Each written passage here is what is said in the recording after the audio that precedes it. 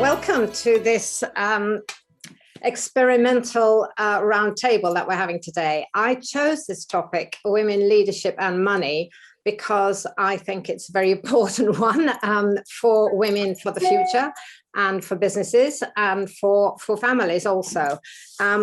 It was going to be just women in leadership, but I think the money side is very important as well, because we want to have equality of financial independence, don't we, as women? So I'm going to start off with asking Helen to give her view, because she has to leave at past in order to pick up her children. And so Helen, when you heard the topic for today, what was your first reaction? Well, you know, this is a topic that I feel very strongly about. So I run 9 to 3 Jobs, which is a recruitment agency, and we specialise in finding flexible and part-time work for professionals. And I set this up back in 2015. And initially, it was really about trying to help mums find jobs. And it's really grown and evolved to trying to help everyone who's looking for flexible working find a flexible role, because it is about more than mothers. But what I find, I suppose, speaking to a lot of women, some of whom are mothers, about the jobs that they're going for, money does come into it, obviously. And it's really interesting that you've decided to add that topic, because I think women in particular can be quite bad when it comes to valuing the work they do. So when we work with candidates to help find them jobs, obviously one of the questions we ask is, what are your salary expectations? And I'm always struck by the number of women who apologise for their salary expectations, or say something like, well, you know, this is what I was on before, but actually I don't think I can get that again. And I sort of say, well, why not? Of course you can, you know. And I remember quite a few, well, I think years and years ago, the very first man who registered with 9 to 3, asked him what his salary expectations were, and without pausing for breath, he said he wouldn't take less than 6 figures. No apologies, straight in there. So I think, I kind of do think women have to be a little bit more confident in asking for the salary that they believe they deserve. Well, I think that's very interesting views, and of course that man is only one, isn't it? So it would be unfair to assume too much. To be fair, I've spoken to lots of men since then, but generally speaking, men tend to be more confident in what they're asking for. Yeah. Don't know why. And again, when you're looking at jobs, if you have a job description, say it has 10 lists of, you know, we need a candidate who can do this, this, this, and this. 10 points. If a man saw that job description, some research has been done, I think they'd need to do about 2, be able to have experience in 2 of those points before they apply. I think women tend to need to do about 9.4 out of 10 before they'd have the confidence to apply. Again, I'd be interested in hearing everyone's thoughts on that, but I think some of it perhaps is a bit about confidence. Sometimes we hear people saying, well, if it's a part-time job, I know I won't get as much money. Whereas I believe you should be paid for that role in a fair way. It shouldn't need to be a smaller salary because it's part-time, if you follow. Well, what you're saying does link with all the research that we've seen about men going from promotion with often much less grounds than women feel they have to have in order for them to go for it. So, Heather, what's your view of this topic so far? Well, I'm very much aligned with Helen. So I think women lack confidence in asking for what they're due. They lack confidence in their ability, I think. And a lot of women have different styles of work to men, which so they will approach a subject and a topic in a completely different way. And sometimes they don't appear to be so what's the word, engaging, well, not so much engaging, but they're not so gung-ho at things, but they think through topics in a different way. And I think, you know, if you're going for a job interview, sometimes, you know, when you're comparing women and men for a job, sometimes you're comparing apples and pears, because actually they're going to tackle the job in a different way. And I think a lot of especially senior roles, the people who are judging, the people applying to go into the roles are men. So it's women trying to impress men on how they're going to, tackle a particular role in a female way rather than a male way. And I think there's a lot to be said for that. Women having to prove themselves to men, which is very challenging.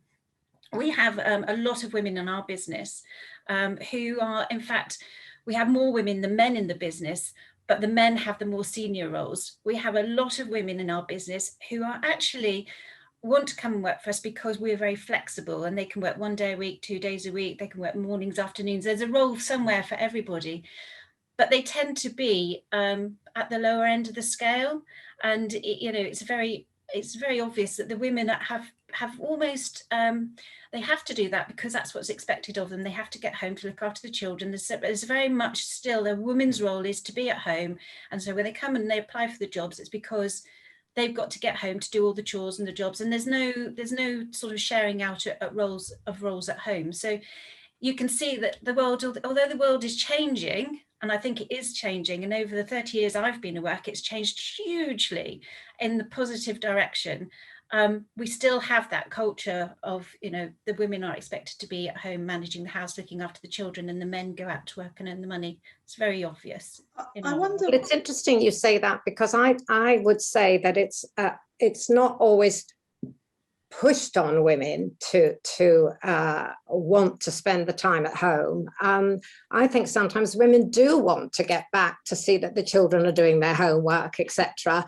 And that we kind of bring that on ourselves, I think, sometimes as women. But it doesn't mean that we don't want, when the children have grown up, that we don't want to be seen as equal and bring that experience back into the workplace and be paid on a parity. Let me ask Caroline what your thoughts are at this stage. And if you don't have any particularly on this matter of men's confidence being perhaps more than women, you might like to say something about the Norwegian information that you passed on to me the other day. Yeah, I mean, I'm quite happy to. I have to say, both Helen and Heather, everything they said did speak to me, and I think I've probably done the same research there as Helen on a man's confidence to go for a role when he might only have 2 of the essential skills. The rest they can learn on the job, whereas a woman feels she has to go fully formed. But yeah, well, I mean, Alison and I met a very long time ago at an event called Brain Sex, which had a huge uptake of females. It was a women's networking event, and there was a lady who was a very successful banker, and she said that her mother before her had been a very successful banker, and her mother had advised her that she must act like a man if she's going to get ahead in the boardroom. And I mean, that was, and she did, and she became very successful herself. But things have moved along quite a lot. I went to an event at Coots, which was again a women's event, and we all had to put a little golf ball in a bucket, whether we thought positive discrimination for women in the boardroom was a good thing. Should we have targets for women and percentage of women on the top 100 listed companies or not? And so a lot of women there are already successful themselves, and there was a lot of people said no, we shouldn't have. But we had evidence from a female businessman from Norway who said that in Norway they had introduced positive discrimination. I think it was 40% for the top 100 companies, and productivity had gone through the roof and profitability had increased substantially. So I think it's what we learn from that is that it is about balance. I mean, we all had to put that little golf ball in the bucket at the end of the evening as well. And the balance, that wasn't the only evidence. It was a long evening of interesting contributions by women, and the bucket was overflowing that says that we should have positive discrimination. I mean, it is a moot point. It's out there for discussion still, but something needs to kickstart that so that we can appreciate the importance of the balance that women and men both bring to the boardroom. Yes, because the idea is that it's not better to have one than the other, but it's better to have both. So but as you say, thinking has moved on. So we're realizing the added value of having difference in the boardroom and difference in managerial attitudes. Now, Helen, I'm very aware that you need to be going soon. So is there another aspect of this which particularly interests you? Yeah, I mean, I think everything that's been said so far is really valid. And I'm just interested in what Caroline was saying about the boardrooms. So, you know, working with a lot of women to try and get them into senior leadership roles, sometimes they've been hampered by the lack of flexibility in those roles, because it does tend to be the woman who has the caring role, whether that's as a mother or caring perhaps for parents and so on. So I'm excited really in seeing this trend, which I think has been accelerated by the pandemic, for flexible working. So for example, at the moment, we're working on a lovely sales director role, senior level role. And I spoke to a really great candidate about it this week. I thought she was going to cry because she just said, I didn't think I would ever get the chance to have a senior role again from having children. Now, this sales director role is flexible. You know, 3 or 4 days a week will be fine, and they can build up if needed. And she was delighted because she had a senior position and has had just a couple of years out. So this is a real opportunity for her. And I think I think a silver lining of the pandemic is the fact that this sort of workplace revolution has been accelerated. And also coming back to, I think, a point Heather was making about family life, and it does tend to be the woman who has to rush off, as I'm having to do soon, for school pickups and so on. I've seen now an increase in men who have had a taste of what that's like.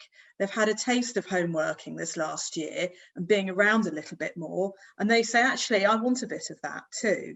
So I think research shows that actually a lot of people would be very happy with a sort of, it's a bit of a catchphrase at the moment, but that hybrid working, which would enable some home working and some in the office. And do you know what? We've had clients who have said, yeah, work 9 to 3, but we need you logging on in the evening. Actually, we've got clients in America that have said, be really helpful to have someone who can pick up emails in the evening. And it's that working flexibly that can really benefit business as well as people's work-life balances. Yeah, and actually to pick up that point of 9 to 3 and working a bit in the evening, I used to work a lot with professionals in Norway, and they used to have a cut-off at 4 o'clock, everybody, men and women, that was the end of the office hours, because it was home time. But I soon realized that they often got online after having their dinner at about 5 o'clock. They would then get on again. So, and that's another point. Sorry to interrupt, Alison. I'm desperate to get this in because a lot of people are now working from home. And although I'm a big fan of home working, I think it is important to have those boundaries, which I think you were touching on there. So to say, you know, okay, if I'm logging off at 3, and I'll log on between 7 and 8 in the evening. That's okay. But I think working from home, sometimes I can find myself never switching off. Absolutely. I don't know about anyone else. It's like you need to have those boundaries and let your colleagues know what those boundaries are as well and stick to them. And I think this is work in progress, isn't it? Because we've all experienced how it spreads when we're working from home. And this is something that, of course, entrepreneurial women realize anyway, because they're in charge of their own time, and they can end up working really from before breakfast to after dinner.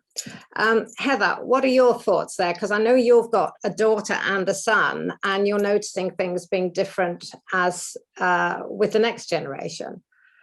Daughter, actually, 3 daughters. Oh, sorry. Somebody else I've talked to then. We're all girls in this house, and very opinionated girls as well. So so my daughter is a PhD student, and she's very independent and has been working online for a long time. So picking up on Helen was saying about flexible working, if I just go back to our workplace, we have just brought in a flexible working policy for our staff, which is something that we talked about long before the pandemic and never knew how we were going to manage to get there, because we had working mums who found it difficult to be in the office 9 till 5, and they wanted to have flexible hours, but we weren't quite sure how we were going to make it happen. Well, of course, we're now in that world. And for those mums, you know, it's changed how it's changed their whole work-life balance, and it's improved hugely. So, you know, our accounts team and our marketing team, the people who are really fairly desk-based, are just in so much in a better place. But we have installed touch points so that people do have to come to the office, they do have to touch in, so you keep engaged as to what's going on in the workplace, because otherwise you can become very remote, which I think is another hazard of flexible working. But back to my daughter. So yes, so they're very much involved in, you know, diversity and equality. It's something they started learning about when they were at school, completely different to when I was at school. There was no such thing. When I started work, I was 30 plus years ago, I wasn't allowed to wear trousers. You know, it was just an unthought thing. I worked in the City of London, and there was some sites as a banqueting manager I wasn't allowed to go to because they were male only, and I was a woman. There was the long room at I think it's Lord's Cricket Ground, so I could set up the work job, but I wasn't allowed to go because I was a woman. I mean, that's just not allowed these days. You can't happen. So the world has changed, and I think in the UK, we're helping to lead that change. If you look around the rest of the world and the atrocities that are going on against women, it's just horrendous. But, you know, we're a society that doesn't have to suffer all of that, but we still have a long way to go. And I think that the generation coming up behind us are not going to stand for the things we stood for years ago, and they're demanding more change now. And it's all about equal say and equal rights, and, you know, and if they found they're being discriminated again, they will say so, and you know, make their mark, and bravo to them for doing so. I think the difficulty is that it's still senior, the most senior positions seem to be men, and they I know that Caroline in the large, huge legal firm, I'm sure she would say the same. And so when the people right at the top are men, it's how can it be really, how can the thinking be really different? It is a question, because a lot of women don't want those senior positions because they're not that pleasant, although it's perhaps very nice to have a lot of power. There are other aspects of it which women don't find particularly attractive. So I don't know how quickly that's going to change. Caroline, I think it's pretty male heavy at the top of legal companies, isn't it? It is generally still, yes. I mean, I want to just touch on something that Heather said, really, because I also have 3 daughters. Fantastic, isn't it? So they're all in their 20s and ploughing on with their life. And just to go on that first, before I talk about very briefly about the gender pay gap, this is more about the equal pay issue, which Heather has sort of slightly alluded at. My daughter, you know, they all grew up in Oxford, and they all rolled their sleeves up and went to the local state school, and all got on terribly well, and they're ploughing on with their lives. And I've been a lifelong member of Fawcett personally, and my children are like, ugh, feminism's dead, we don't need feminism. Well, not if we grow up in a little bubble like Oxford, where everyone is quite liberal and open-minded and right on. You don't. But then you go off to university, and then you start work, and then you all start working, and wait a minute, suddenly the guys are getting paid more than the girls are getting for doing the same job. What's that about? So suddenly good old Fawcett has still got a role to play. So that was the first thing, and that's sort of more on equal pay.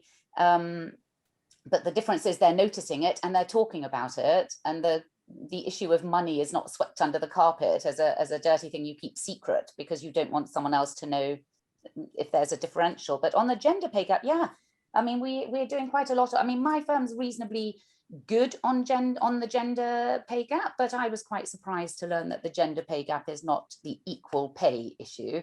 It's about how do we get more guys, how do we get more men in at the lower levels so that we can equalize things there.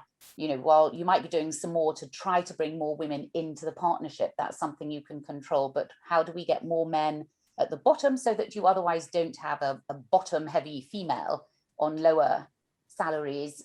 But I do, at the end of the day, people take up with them people like us. I mean, this is just naturally what happens as human beings. And, you know, for the time being, it is still, there is still a predominance of men in the top brackets. And so it is, there's a conscious effort to change it, and awareness, which is a good starting point. But we're a long way. We are a long way. Yeah, and I remember a conversation that we had some years ago, me and you, Caroline, where you said you were hoping to move to partner, and some young man who came in after you zoomed up there a lot faster, and it seemed fairly suspiciously obvious that it was because he was a bloke, and we do tend to choose people who are like us to work with us, and so it seemed like he had a fast track which wasn't available to you. Anyway, that was a few years ago, and maybe not appropriate now. One of the things about leadership, I think, is interesting. It's always appeared to me that most of our role models are male leaders through our, perhaps not at school, but during the working world. And so I think that as women, we have to create our own way of leading and not unconsciously emulate the leaders that we've had a lot of experience of. Do you have a view on that, Heather? So through my career, I've had some very excellent role models, but both men and women. Some very tough women, some very tough men, some very nice women, and some very nice men. So I think I've been lucky with the people that I've worked with and have spent time helping me to develop in my career. And I suppose I could say for me, it was probably the right place and the right time. I never thought I was going to be an operations director running a big visitor business in a palace. Never in 100 years. I thought I wanted to be a Norland nanny, but my dad said I couldn't, and I had to go to university and try and learn something. So I never had a vision that I was going to be a senior manager. I thought I was just, I always wanted to have fun when I was working, which is why I went into banqueting and hospitality. And I think I've managed to have fun in every job I've had, so I've been really lucky. But as going back to role models, I think yes, I think it's all very a personal experience, isn't it? Role models, the people that mean things to you and set the way. And there's some amazing women out there, role models.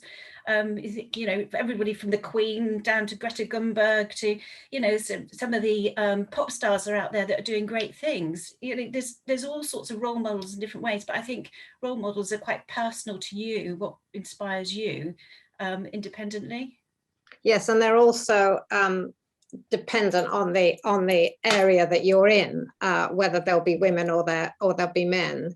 I don't know the stats, but I would imagine in education there's a lot of women. So there are those things to think about. Do you mind if I just chip in here just before yes. I go? Yeah. Just because I personally, setting up this business, I found it quite difficult to find role models. I sort of just did this from scratch, and I really valued the opportunity to have mentors.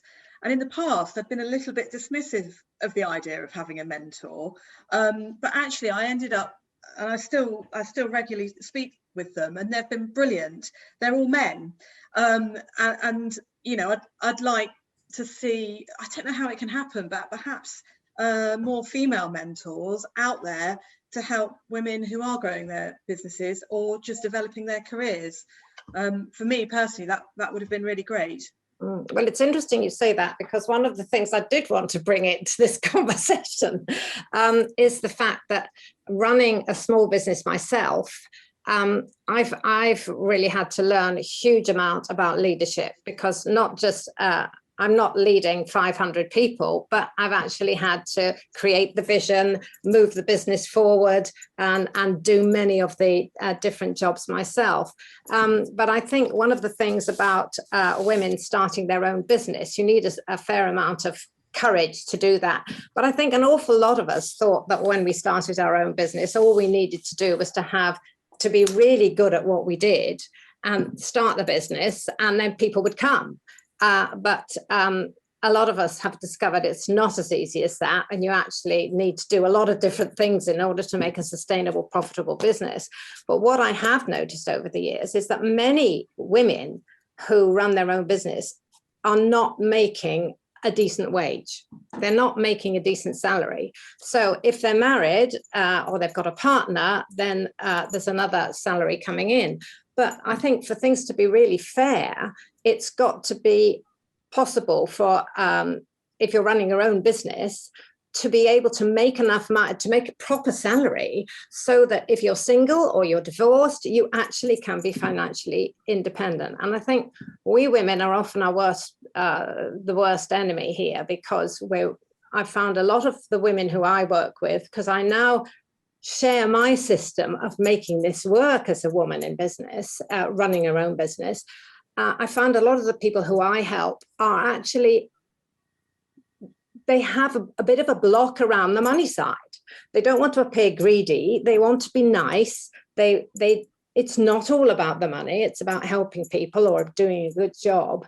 And those things hold them back from actually pricing their service as it should be priced. And for that reason, I actually know an expert coach who's been very experienced, and she had to go back to corporate work 2 days or 3 days a week in order to pay the mortgage.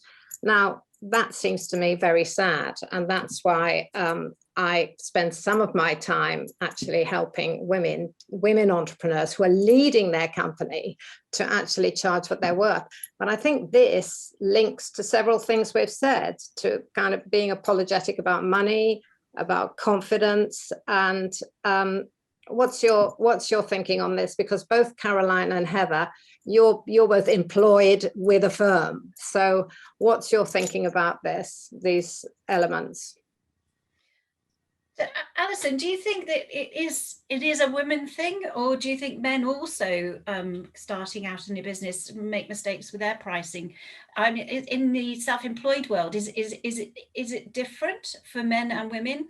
I think it's a good point to raise, actually, because in many things, men and women are the same. You know, you'll have the less confident man and you'll have the super confident man. You know, they're not all the same. And I think in running your own business, I'm sure there are men who actually don't do very well in the sales conversation, because in fact, I know one who has a good sales conversation, but never actually gets to talking about the money. So yes, there are in both sexes, but I do think that it's more common in women. I think we have this, we're often brought up, even those in the next generation, often brought up to feel we're supposed to be nice. And that talking about money, talking about charging, etc., is a bit tricky, because I used to find it myself. I'd have a good conversation, trust building, etc., with a potential client. It was difficult to go from that into saying, and actually it costs this. And do you want to buy it? So I think there's something there, particularly with women in service-based businesses where they're helping people. But I think this is also something about the equality of money. And I think there's things about confidence which we haven't dealt with yet in society. You know, we can be confident about our skills, but we may not be confident about leading a company and doing all the things that, or leading in a big corporate world. But I think for your point, I think you get men with imposter syndrome and you get women with imposter syndrome, don't you? Alison, do you think the younger people going into business have the same issues? Well, I've got younger people in my groups at the moment, but these are mostly people who have gone, they've taken time off work. I think that's what often does it for women. If you've taken time off work to look after children, then you go back in, and somehow there's this feeling of, well, I haven't been there. I've lost my grip on it, and I think that's I would hate to say a backward step, but it tends to make women step backwards. I don't know what you've seen about this, Caroline. I know you're not in that world, but you've got friends who might be. World, and it's not really something that I've had a lot of discussions about, if I'm honest. But I mean, I think anecdotally, I mean, we also have to talk about money with our clients. You know, we have to talk about pricing structures with clients, and that does also, you know, take the same sort of courage, because you're still selling to your client the service for a fee. Although it's often a fee that you haven't decided. So, you know, you could roll your eyes when saying I cost £700 an hour, couldn't you? Oh, you probably wouldn't. But well, at the end of the day, I know that I am, if I'm not putting my full work, I know what I do for my clients with the time that I'm spending on the work that I'm doing for them. So if I'm not able to convey to them why the work takes that time and it should cost this much, therefore, I mean, it's a simple therefore, not you know, oh, this is how much it ought to cost, but oh, that seems like a lot of money, I'm probably not really worth that, so I'll knock a bit off. But that's one thing. But the just talking about and just, well, one, historically, it's not that long ago really that married women didn't have a checkbook. You know, I still deal with older clients who've never written a check, who don't know how to take care of household because their husband has always done everything. They're few and far between today, and obviously many older women are quite powerful and assertive. But I mean, if I look at my daughter, and this is just talking generally about women and money and whether money is really a driver for women. My middle daughter is a mental health nurse.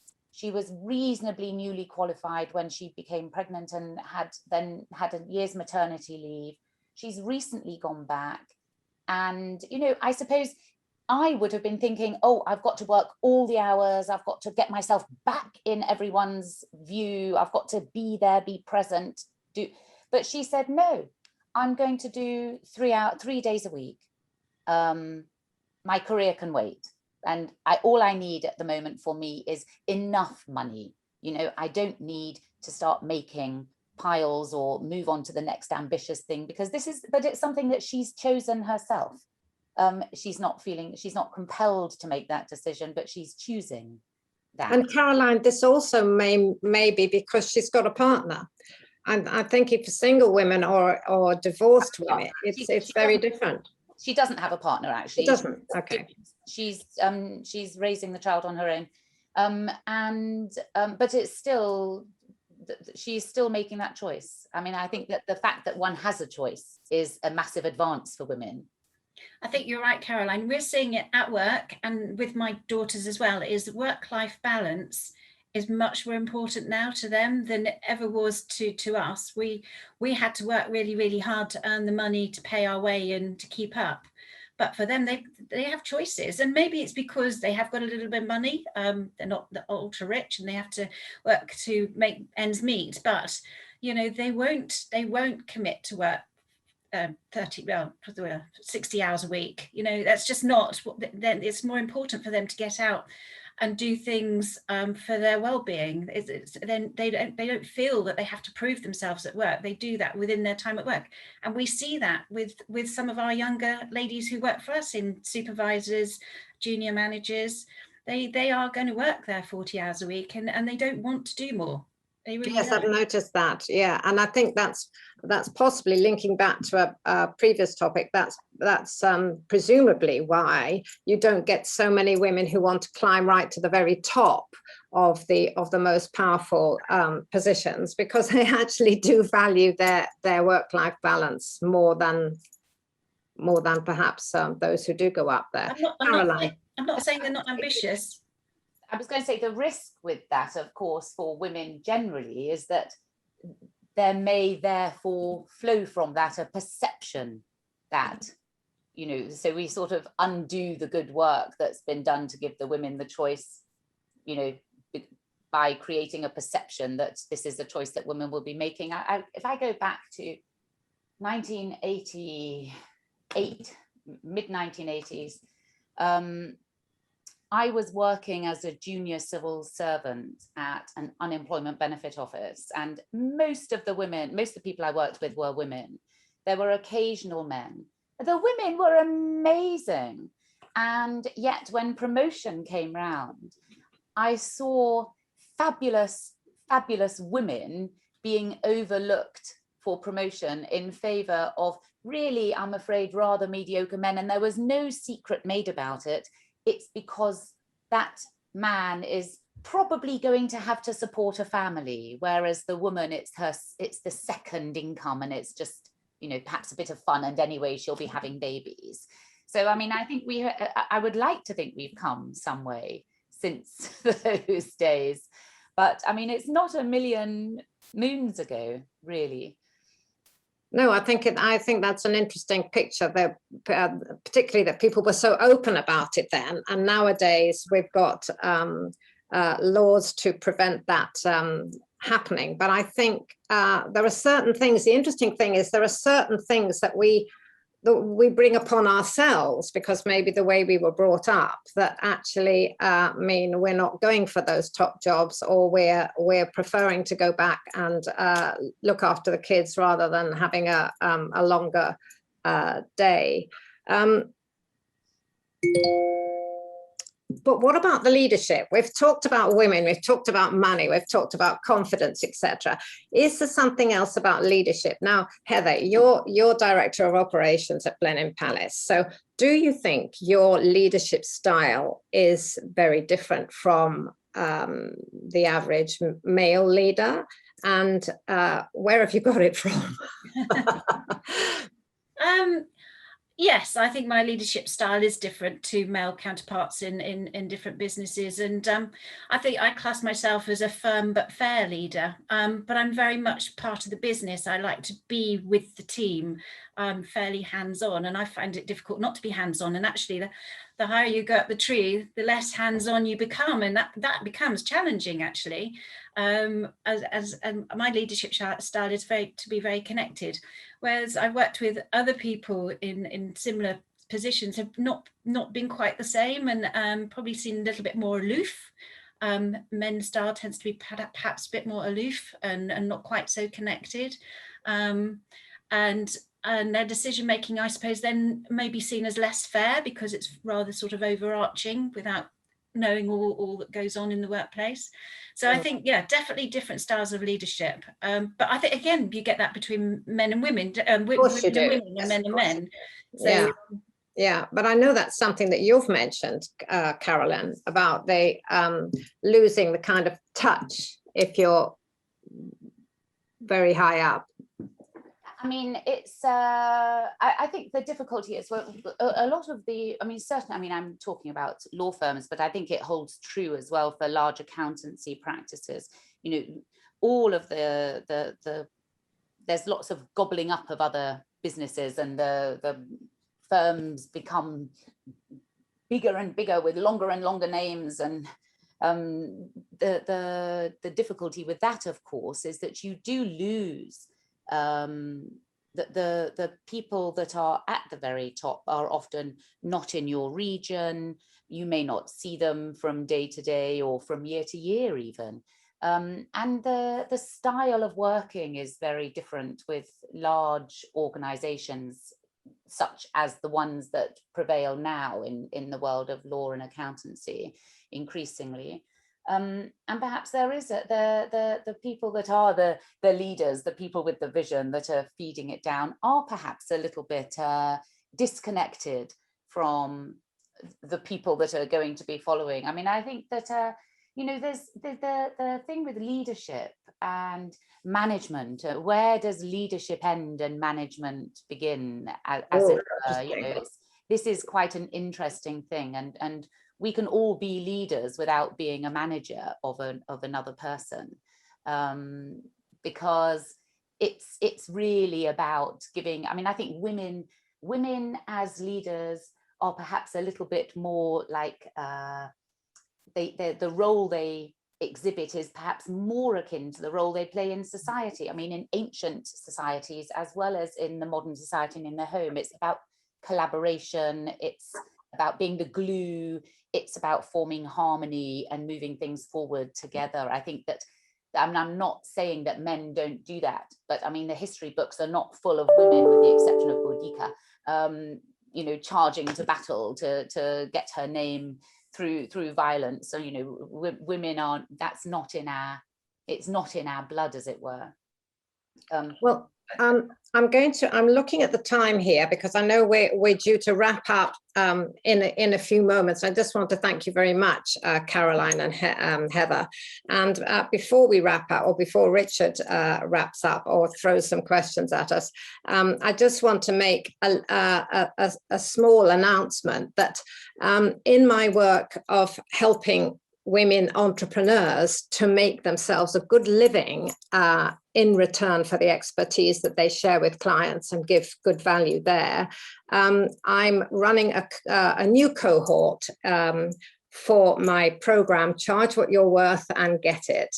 And that's starting in the middle of June. So I'm sure you all know women who have not managed to make a profitable and sustainable business out of the company that they're running for themselves. So please do put them in touch with me. I'll have an informal chat with them. And if there's some way I can help, or if they're right for this cohort, I will, of course, invite them to join us. So that's my little announcement. And now it's dead on 11:50.